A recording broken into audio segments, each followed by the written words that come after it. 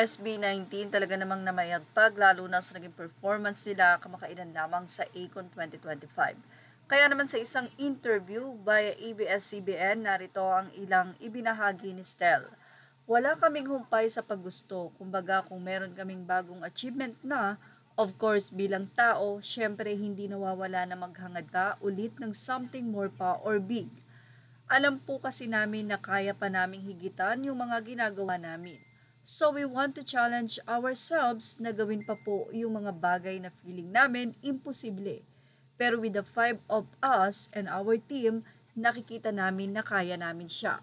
And yun po yung dapat niyong abangan dahil marami pa po kaming gagawin sa mga susunod. Hindi nyo lang po alam kung kailan pero gugulatin na lang po namin kayo. Kasi yun yung gusto ng fans, yung gulatan. I think we're ready na po kung ano pa yung next namin na gagawin. Thank you for making our music a part of your 2025 Spotify Wrap.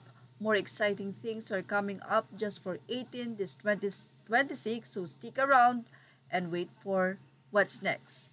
Mayroon nga po bang gagawin na project ang SB19 with Spotify?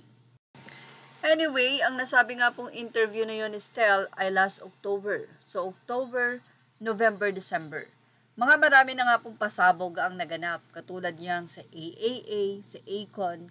So, marami pa ba talagang nakahanda matapos ang simula at wakas na concert, siguradong maraming naka-line up na trabaho at mga event, guesting, ang nasabi nga pong grupo, ang Mahalima. Sa ngayon ay tinatapos muna ng SB19 ang kanilang simula at wakas concert kung saan ay ilan pa nga ito. Hindi natin alam kung tapos na ba talaga or may magre-request pang bansa. But anyway, for sure, ay excited ang marami sa homecoming ng grupo. Grabe, parang buong taon ay wala yatang ginawa ang SB19 kundi sumakay ng eroplano at mag-perform. Ganyan nga sila ka-energetic.